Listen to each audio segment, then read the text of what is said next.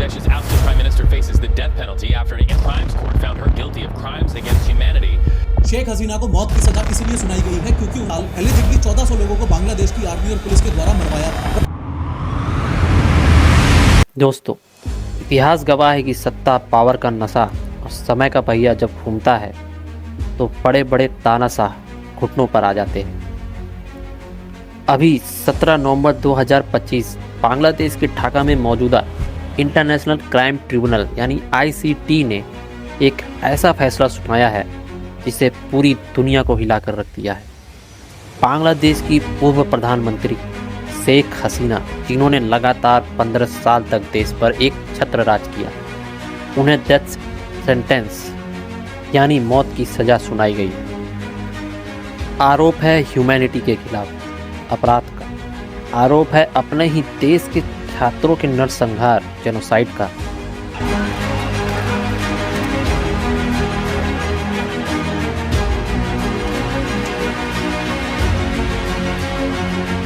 लेकिन यह कहानी सिर्फ एक सज़ा की नहीं है, यह कहानी है एक अजीब इत्तेफाक की, क्योंकि जिस कोर्ट ने आज हसीना को फांसी की सज़ा सुनाई है उससे 15 साल पहले खुद शेख हसीना ने ही बनाया था।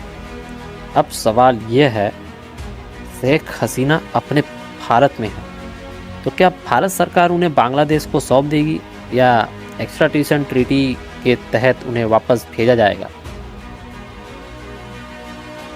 और अगर नहीं तो क्या बांग्लादेश और भारत के रिश्ते हमेशा के लिए ख़त्म हो जाएंगे? आज के इस वीडियो में हम डिकोड करेंगे शेख हसीना के डेथ वारंट की पूरी कहानी। नमस्कार दोस्तों, मेरा नाम है सूरज मिश्रा। चलिए आगे बढ़ते हैं। इस फैसले की नींव पड़ी थी जुलाई और अगस्त 2024 में। आपको याद ही होगा, बांग्लादेश में कोटा रिफॉर्म्स को लेकर एक छोटा सा प्रोटेस्ट शुरू हुआ था, लेकिन सरकार की सख्ती ने उसे एक एंटी गवर्नमेंट रेवोल्यूशन में बदल दिया। তাদের স্লোগানটা কি? তুমি কে আমি কে রাজাকার রাজাকার, তোমার বাবা আমার बाबा রাজাকার রাজাকার। आंकड़े बताते हैं कि उन कुछ हफ्तों में ही 1000 से भी ज़्यादा लोग मारे गए थे। इसमें छात्र, बच्चे और आम नागरिक भी शामिल थे।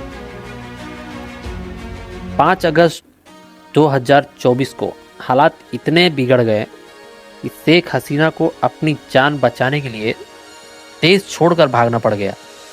वो एक मिलिट्री हेलीकॉप्टर से हिडन एयरबेस अपना गाजियाबाद पहुंची।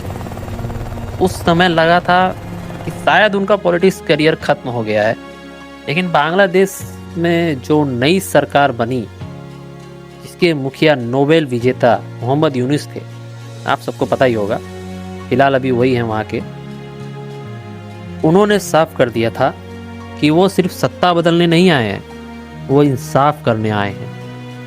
अब आते हैं 17 नवंबर 2025 के उस ऐतिहासिक फैसले पर। बांग्लादेश के इंटरनेशनल क्राइम ट्रिब्यूनल ने यानी ICT ने शेख हसीना और उनके करीबी सहयोगियों, जिनमें पूर्व गैर मंत्री होम मिनिस्टर असदुजुमा खान शामिल हैं, उन्हें दोषी पाया गया। कोर्ट ने अपने 200 पन्नों के फैसले में 3 मुख्य बातें कही हैं। आइए जानते हैं वो 3 मुख्य बातें क्या हैं। Massacre order. कोर्ट ने माना कि पुलिस और पैरामिलिट्री फोर्स को गोली चलाने का सीधा आदेश प्राइम मिनिस्टर ऑफिस से आया था। और दूसरा है यूज़ ऑफ लेथल वेपन। प्रदर्शनकारियों पर हेलीकॉप्टर से गोलियां बरसाना और ड्रोन का इस्तेमाल करना वॉर क्राइम की श्रेणी में रखा गया। और तीसरा है कमांड रिस्पॉन्सिबिलिटी। कोर्ट ने कहा है कि देश की मुखिया होने के नाते हर एक मौत की जिम्मेदार शेख हसीना की है।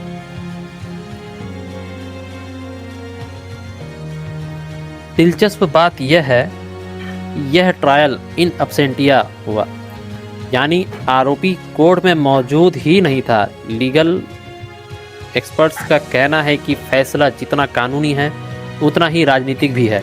यूनुस सरकार ने अपनी जनता को यह दिखाना चाहती है कि इंसाफ हो गया है। दोस्तों, इस कहानी में एक बहुत बड़ी विडंबना है, यानी आयरनी है। जिस इंटरनेशनल क्राइम ट्रिब्यूनल यानी आईसीटी ने आज शेख हसीना को सजा सुनाई है। असल में उसका गठन यानी फॉर्मेशन 2010 में खुद शेख हसीना ने ही किया था। उस समय शायद उनका मकसद था 1971 के स्वतंत्रता संग्राम के दौरान पाकिस्तान का साथ देने वाले वॉर क्रिमिनल्स और जमाते इस्लामी के नेताओं को सजा देना। उस समय विपक्ष अपोजिशन ने आरोप भी लगाया था कि हसीना इस कोड का इस्तेमाल अपने विरोधियों को खत्म करने के लिए कर रही है। लेकिन आज 15 साल बाद वही कोड, वही कानून और वही दलीलें, बस कटघरे में चेहरा बदल गया है। कल जो जज थे आज वो मुजरिम है। इसे ही शायद पोएटिक जस्टिस या कर्म का चक्र कह सकते हैं। अब सबसे बड़ा सवाल, सजा तो सुना दी गई है, लेकिन क्या उस पर अमल होगा? अभी शेख हसीना भारत में है, एक सेफ हाउस में बैठी हैं। बांग्लादेश सरकार भारत से मांग भी कर रही है कि उन्हें वापस भेजा जाए। यहाँ पे एक पेच जरूर फंसती है। इंडिया बांग्लादेश एक्स्ट्राडिशन ट्रीटी 2013, आप सबको याद ही होगा। इस संधि के आर्टिकल 6 में एक क्लॉज है।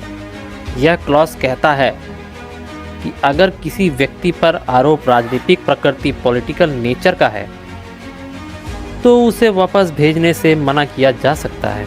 अगर सरकार का स्टैंड बहुत साफ हो सकता है। शेख हसीना पर जो केस है वो पॉलिटिकल वेडेंटा यानी राजनीतिक बदला है। बांग्लादेश में उनकी जान को खतरा है और वहाँ फेयर ट्रायल की उम्मीद भी नहीं है।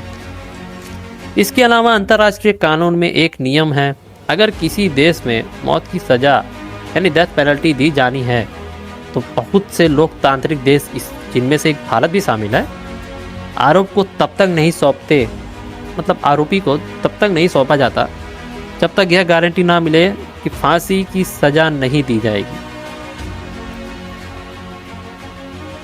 लेकिन भारत के लिए यह रास्ता आसान नहीं है। अगर भारत हसीना को नहीं सौंपता तो बांग्लादेश में एंटी इंडिया सेंटिमेंट चरम पर होगा। चीन और पाकिस्तान इसका फ़ायदा बहुत उठाएंगे, और अगर सौंप देता है तो भारत दुनिया को क्या मुंह दिखलाएगा कि उसने अपने सबसे भरोसेमंद दोस्त को, जिसने भारत की सुरक्षा नॉर्थ ईस्ट इंसर्जेंसी में मदद की, उसे फांसी के फंदे पर चढ़ा दिया। ये भी नामुमकिन है, जो कि भारत ऐसा होने नहीं देगा। शेख हसीना की कहानी हमें तो ये सिखाती है कि लोकतंत्र में जनता से ऊपर कोई नहीं होता भाई। लेकिन यह फैसला बांग्लादेश की राजनीति में स्थिरता लाएगा या फिर एक नई हिंसा की शुरुआत करेगा, यह तो वक्त ही बताएगा। फिलहाल के लिए गेंद भारत के पाले में है। एक तरफ कूटनीति डिप्लोमेसी है और दूसरी तरफ पुरानी दोस्ती। अब भारत किसे चूज करेगा वो तो वक्त ही बताएगा। आपको क्या लगता है, क्या भारत सरकार को शेख हसीना को बांग्लादेश के हवाले कर देना चाहिए या उन्हें शरण देकर उनकी जान बचानी चाहिए? अपनी राय कमेंट्स में जरूर लिखें। अगर आपको यह केस स्टडी पसंद आई तो वीडियो को लाइक करें और चैनल को सब्सक्राइब करना ना भूलें। मिलते हैं अगले वीडियो में। जय हिंद। थोड़ी बहुत गलतियाँ होती हैं, अभी थोड़ा सा समझ जाइए। नमस्कार।